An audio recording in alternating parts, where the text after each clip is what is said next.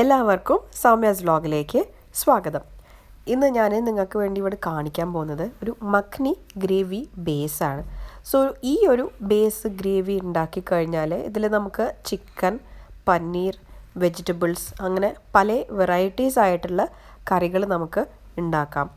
അതുമാത്രമല്ല ഈ ഒരു ബേസ് ഗ്രേവി നമുക്ക് കുറച്ച് അധികം തന്നെ ഉണ്ടാക്കി വെച്ച് നമുക്ക് ഫ്രിഡ്ജിൽ കേട് വരാതെ കുറേ കാലം സ്റ്റോർ ചെയ്ത് വെക്കുകയും ചെയ്യാം. അപ്പോൾ നമുക്ക് പെട്ടെന്ന് നമുക്ക് ഓരോരോ കറികൾ ഉണ്ടാക്കാനും ഇത് വളരെ ഈസിയാണ്.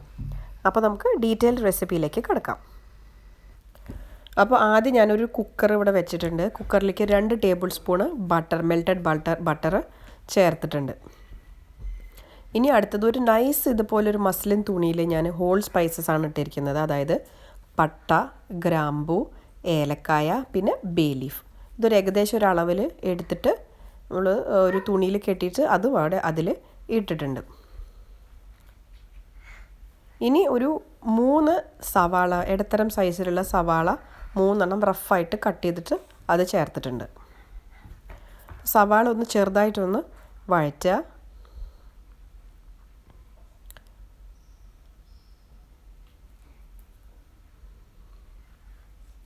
എന്നിട്ട് ഇതിലേക്ക് ഒരു 25 ഗ്രാം കാഷ്യൂനട്ട് ചേർക്കുകയാണ്. എന്നിട്ടൊന്ന് വഴറ്റണം. സാധാരണ അവരിതുപോലത്തെ ഗ്രേവി ഹോട്ടൽ റെസ്റ്റോറൻറ്റ്സിലൊക്കെ ഇതുപോലെ കുക്കറിലാണ് അവർ സാധാരണ ഉണ്ടാക്കാറ്. ലാർജ് ക്വാണ്ടിറ്റീസിൽ ഉണ്ടാക്കി വയ്ക്കും. എന്നിട്ട് ആവശ്യത്തിന് അവരെടുത്ത് ഉപയോഗിക്കുകയാണ്. ഇനി ഇതിലേക്ക് ചേർത്തിരിക്കുന്നത് 2 ടേബിൾ സ്പൂൺ ഇഞ്ചി വെളുത്തുള്ളി പേസ്റ്റാണ്. ഇനി ഇഞ്ചി വെളുത്തുള്ളിയുടെ പേസ്റ്റ് ഒരു പച്ച മണമൊന്ന് പോകുന്ന വരെ ഒന്ന് നന്നായിട്ടൊന്ന് വഴറ്റുക. ഈ ബേസ് ഗ്രേവിയിൽ നമ്മൾ വെള്ളം ചേർക്കുന്നേ ഇല്ല, ബട്ടർ മാത്രമേ ചേർത്തിട്ടുള്ളൂ. എന്നിട്ട് ഇഞ്ചി വെളുത്തുള്ളിയുടെ പച്ച മണമൊന്ന് പോയതിന് ശേഷം എരിവിന് ആവശ്യത്തിന് ഒരു 3 പച്ചമുളകും പിന്നെ ഉണക്കമുളകാണ് ചേർക്കുന്നത്. അപ്പോൾ എരിവിന് നിങ്ങൾക്ക് ഉണക്കമുളക്, അതായത് കശ്മീരി മുളകും സാധാരണ മുളകും കൂടി മിക്സ് ചെയ്തിട്ട് ചേർക്കാം. ആ ഒരു റെഡ് കളർ കിട്ടും.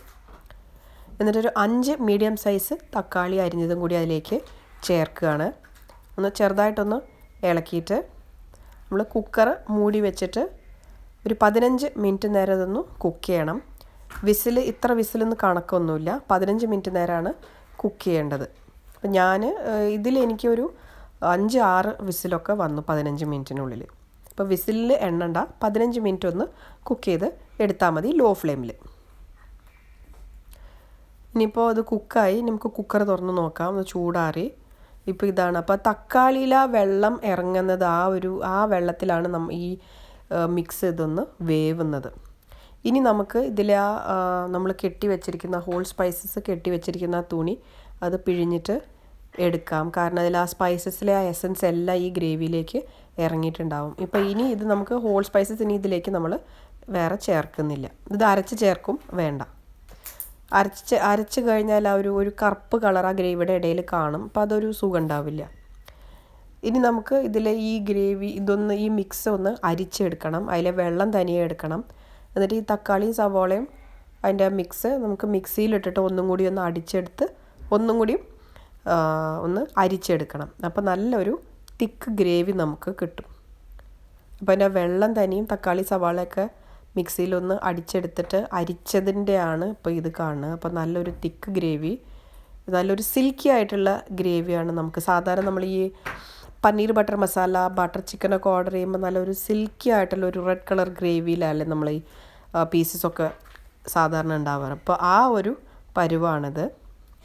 അപ്പോൾ അത് അരിച്ചെടുത്താലേ, ഇതുപോലെ 2 തവണ അരിച്ചെടുത്താലേ നമുക്ക് ഇതുപോലത്തെ സിൽക്കി ആയിട്ടുള്ള ഗ്രേവി കിട്ടുള്ളൂ. ഇത് ഒരു 15 മിനിറ്റ് നേരം നമുക്കൊരു ലോ ഫ്ലെയിമിൽ വെച്ചിട്ട് പാകം ചെയ്തെടുക്കണം. ചെറുതായിട്ടൊന്ന് തിളപ്പിച്ചെടുക്കണം. ഇപ്പോൾ ഏകദേശം ചെറിയൊരു തിളയൊക്കെ വന്നിട്ടുണ്ട്.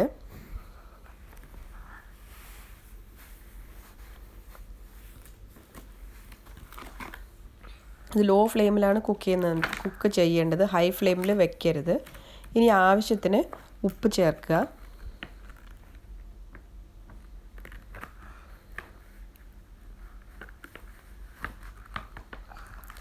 എന്നിട്ടൊരു 2 ടീസ്പൂൺ പഞ്ചസാരയും കൂടി ചേർക്കുന്നുണ്ട്. കാരണം ചെറിയൊരു മധുരം ഉണ്ടാവും ഇതുപോലത്തെ ഗ്രേവിക്ക്. ഇപ്പോൾ 2 ടീസ്പൂൺ പഞ്ചസാരയും കൂടി ചേർത്ത് ഒന്ന് ഇളക്കിയിട്ട്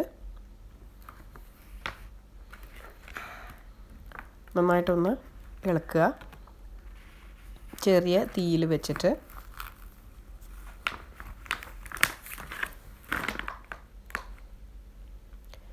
എന്നിട്ട് ഞാൻ ലാസ്റ്റ് കസൂരി മേത്തിയാണ് ഈ ഗ്രേവിയുടെ തന്നെ ഒരു ടേസ്റ്റ് തരുന്നത്. അപ്പോൾ കസൂരി മേത്തി കൈകൊണ്ട് ഇതുപോലെ ഒന്ന് ഇതാക്കിയിട്ട് ഒന്ന് പൊടിച്ചിട്ട് അതിലേക്ക് ചേർക്കണം. എന്നിട്ട് ചെറിയ തീയിൽ ഒരു 2 മിനിറ്റ് നേരം ഒന്ന് തിളച്ചതിന് ശേഷം ഇത് ഓഫ് ചെയ്യാം.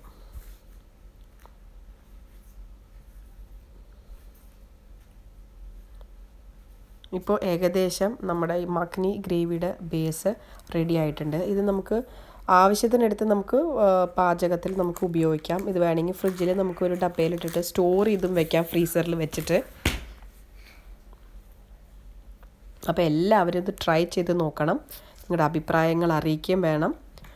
അപ്പോൾ അടുത്തൊരു വീഡിയോയിൽ വീണ്ടും ഒരു ഇൻട്രസ്റ്റിംഗ് റെസിപ്പി ആയിട്ട് നമുക്ക് കാണാം. Till then take care and bye bye.